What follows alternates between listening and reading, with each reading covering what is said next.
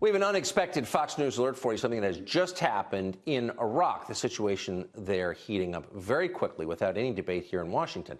Iraqi television has just confirmed that Qassem Soleimani, a former general in Iran's Revolutionary Guard and a commander of the Quds force, has been killed in a rocket attack apparently initiated by the United States near the Baghdad airport, along with a top official in the Iraqi Shiite militia. Now, what were they doing in Iraq? Unclear. But his death comes several days after tensions kind of came out into the open in that country. Last week, if you've been following this, you know, an American civilian contractor was killed by militants in Iraq. The U.S. government blamed that attack on Iran, and it retaliated with strikes. In response, protesters blockaded the U.S. embassy in Baghdad. It's basically where we were when the show started tonight. Defense Secretary Mark Esper warned that the United States is prepared to launch additional preemptive military strikes against Iranian interests in the region, which apparently are what we are seeing right now. Now, again, there's been virtually no debate or even discussion about this, but America appears to be lumbering toward a new Middle East war. And we have to say it's one that official Washington has wanted for decades. For example, disgraced National Security Advisor John Bolton has made it his life's mission to start a war with Iran. And tonight, Bolton may be finally getting his wish. Should you be happy about that? That's the question. Well, the last time we took John Bolton's advice in the region, Iran became far more powerful than it was before we took John Bolton's advice. Why? Because things are never quite as simple as they claim they are in Washington. In this case, the very people demanding action against Iran tonight, the ones telling you the Persian menace is the greatest threat we face, are the very same ones demanding that you ignore the invasion of America now in progress from the south. The millions, the tens of millions of foreign nationals living among us illegally, the torrent, more significantly, of Mexican narcotics that has killed and disabled entire generations of Americans. Nobody cares, in case you haven't noticed. Pay no attention to all of that. These very same people tell us the real threat is Iran. Well, they're liars, and they don't care about you. They don't care about your kids. They're reckless and incompetent, and you should keep all of that in mind as war with Iran looms closer tonight.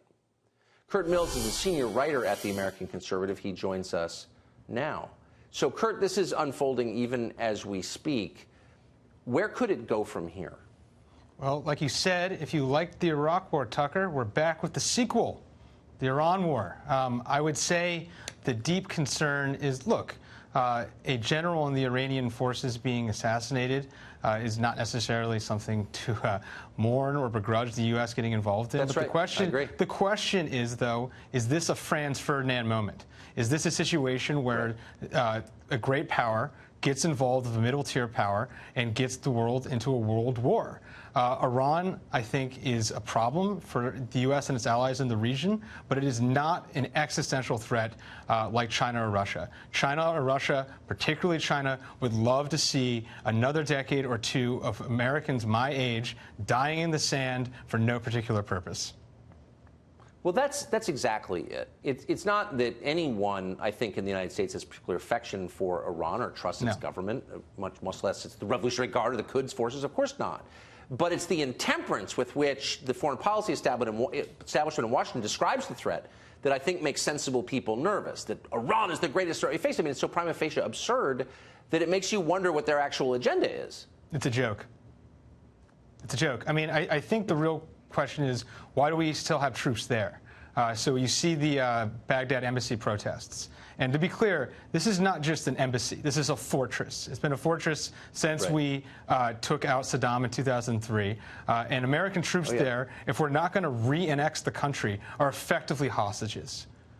They're sent there. So the question, the president, who I think rightfully ran in 2016 against the Bush legacy, the question is, does he want to re-invade Iraq? I understand there are people in his cabinet that are selling him that Iran is not Iraq. But the fact of the matter is, Iran is quite similar to Iraq. We're talking about Iraq. 16 years later, it's still Iraq. In order to counter Iran, I think the choice is clear. The president should contain Iranian influence in the region, but should avoid a hot war, which we are barreling towards at all costs. So my sense of it is that the president doesn't seek war, and he's wary of it, particularly in an election year. But I think he was elected on the promise that he would avoid wars except when absolutely necessary. But there are a lot of people around him, and certainly in the city of Washington, who've been preparing for this, agitating for it. Bolton's one of many, for an awfully long time. And you wonder if it's possible that he might be outmaneuvered by them, and that we might find ourselves moving toward war despite what the president wants. Right. So I think the President of the United States' convictions on this matter are sincere, but I think it's relevant, particularly extremely relevant in matters of war and peace and life and death, who he staffed his administration with. I know Bolton is a bugbear for you, but in some ways Bolton, because he's so flamboyant and so infamous and notorious, he actually was a bit of a problem for the Iran hawk crusade. More middleweight, more circumspect managers like Robert C. O'Brien, the Bolton's successor, might actually be more effective at Trojan horsing what I think would be a tragedy in the Middle East. Iran is not Iraq. It's twice as big. It'd be twice as bad. We're weaker than we were 16 years ago. If President George W. Bush struggled to win re-election in 2004, if Trump does this, he's cooked. I think that's right. Kurt Mills, great to see you tonight. Thank you for that. Thanks.